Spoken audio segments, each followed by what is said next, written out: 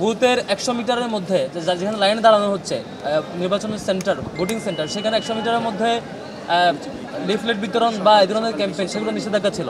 আমরা দেখছি ছাত্র দলের দিক থেকে একদম লাইনে এসে এসে ক্যাম্পেইন করা, লিফলেট দেওয়া, বিভিন্ন কাগজ দেওয়া, এই ধরনের অব্যাহত প্রত্যেকটা সেন্টারে ঘটেছে। আমরা কনসার্ন জানানোর পরও সেটা এখনো থামানো হয় নাই। এভাবে এগুলো আচরণবিধির লঙ্ঘন এবং যারা লাইনে দাঁড়াচ্ছে তাদের জন্য একটি বিরক্তির কারণও বটে। নির্বাচন কমিশন কেন ব্যবস্থা নিচ্ছে না আমরা জানি না, এখনও সেই পক্ষপাতদুষ্ট আচরণ করছে। একই সাথে ইসলামী আন্দোলন বাংলাদেশ নামে যে সংগঠনটি, তারা অভিযোগ জানিয়েছে, আপনারা দেখেছেন ইউল্যাবে তাদের পুলিং এজেন্টকে বের করে দিয়ে ছাত্রদলের পুলিং এজেন্টকে অ্যাক্সেস দেওয়া হয়েছে, এরকম অভিযোগ তারা দিয়েছে। এটিও খুবই কনসার্নের জায়গা। এই ধরনের আচরণগুলো খুবই পক্ষপাতদুষ্ট আচরণ এবং প্রশাসন রীতিমতো আগের মতোই এখন পর্যন্ত এসব ব্যাপারে নীরব থাকছে। ছাত্রদলের ব্যাপারে কনসার্ন জানানোর পরও ইমিডিয়েট যে অ্যাকশন নেওয়ার কথা ছিল সেটি না নিয়ে এখনও নীরব ভূমিকা খুবই দুঃখজনক।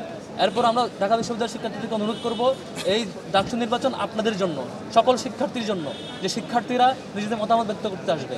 আপনারা যারা হলে আছেন কিংবা যারা অনাবাসিক জায়গায় যার যার বাসায় আছেন, প্রত্যেকে অবশ্যই আসবেন এবং ভোট সেন্টারে এসে আপনার মতামত দিবেন, পছন্দের প্রার্থীকে ভোট দিবেন। এই ডাকসু নির্বাচনে আমরা যেমন করে পরিবেশ দেখাবো, যে অন্যায়ের বিরুদ্ধে প্রতিবিরোধ গড়ে তুলে আমাদের মতামত ব্যক্ত করার প্র্যাকটিসটা দেখাবো, বাংলাদেশ সে পথে এগাবে।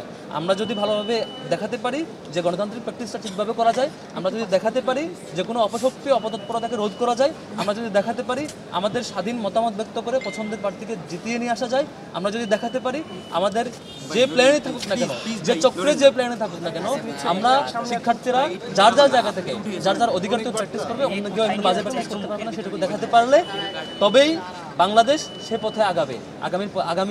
আগামী পথ চলায় বাংলাদেশ যত গুরুত্বপূর্ণ ইভেন্ট আসবে প্রত্যেকটা ইভেন্টেই সেভাবে আগামী বলে আমি প্রত্যাশা করছি। যেন শিক্ষার্থীদের অনুরোধ করবো বাংলাদেশকে পথ দেখাতে, বাংলাদেশের আগামীর যাত্রাকে পথ দেখাতে প্রত্যেকে ডাকসু নির্বাচনে আসবেন, অংশগ্রহণ করবেন, শিক্ষার্থীরা ভোট দিবেন এবং ভোট দিয়ে আমাদের ডাকসুর যে সত্যিকারের যে প্রত্যাশা আমাদের এবং সকলের মতামতের ভিত্তিতে প্রতিনিধি নির্বাচন করা সেটি করবেন।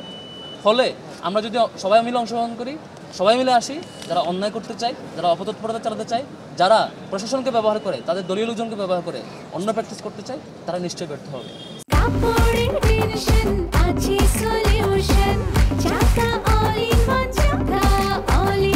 কাপড় ধোয়ার একটাই সলিউশন, চাকা অল ইন ওয়ান।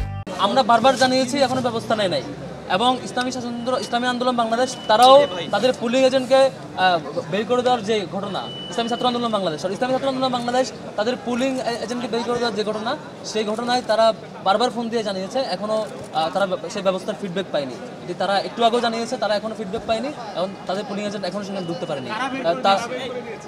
এবং তারা সেখানে ঢুকে দেখেছে যে সংখ্যক সব দল মিলে বা অন্যান্য প্রার্থীর পুলিং এজেন্ট মিলে যে সংখ্যক থাকার কথা, সেই সংখ্যক ছাত্র দলের একারই পুলিং এজেন্ট এখানে দাঁড়ানো, অথচ তাদেরকে আগে কার্ড দেওয়া হয় নাই বা আগে সেই সংখ্যক যে পরিমাণ যেভাবে নিয়মতান্ত্রিকভাবে দেওয়ার কথা সেভাবে দেওয়া হয়নি। তাহলে কী করে তারা ঢুকলো এবং তাদের কনসার্নটা, ইসলামী ছাত্র আন্দোলন বাংলাদেশের কনসার্নটা কেন নেওয়া হলো না এখন পর্যন্ত, সেটা একটা শঙ্কার জায়গা। আমরা প্রশাসনের আচরণ নিয়ে এখনও শঙ্কিত, আমরা এখন অবজার্ভ করছি। অলরেডি 3-4টা অসঙ্গতি আমরা লক্ষ্য করেছি, কনসার্ন জানানোর উপর এখনো ব্যবস্থা নেয়নি। আমি জানি না প্রশাসন কতটুকু সক্ষমতা পরিচয় দিবে, তবে প্রশাসনের প্রতি অনুরোধ করব, জুলাইয়ের হাজার হাজার শহীদদের বিনিময়ে আমাদের এই ক্যাম্পাস প্রাপ্তি, জুলাইয়ের হাজার হাজার শহীদ এবং হাজার হাজার আহত গাজীর ত্যাগের বিনিময়ে আমরা এই সুন্দর ক্যাম্পাস পেয়েছি। এই গণতান্ত্রিক প্র্যাকটিস করার যে সুযোগ, যে অবারিত সুযোগ আমরা পেয়েছি, শিক্ষার্থীদের প্রত্যাশার যে সুযোগ, এই সুযোগটা আপনারা নষ্ট করবেন না। আপনারা আপনাদের শিক্ষক হিসাবে যে দায়িত্ব পালন করার কথা, সবার জন্য যেই দায়িত্ব অনুভূতি নিয়ে কাজ করার কথা, সেটি করবেন বলে আমি আশা রাখছি। শিক্ষকদের প্রতি সে সম্মান এবং প্রত্যাশা রেখে যেতে চাই। Thank you. আমরা অলওয়েজ আগের মতো ইতিবাচক, বেশ ভালো রেসপন্স পাচ্ছি, আশা করি ফলাফলের মধ্যে সেটি দেখতে পাবো ইনশাআল্লাহ। Thank you. এই যে বললাম প্রশাসনের আচরণ আমরা এখন পর্যন্ত আচরণ লক্ষ্য করছি, আমরা সেটা অবজার্ভ করছি। Thank you.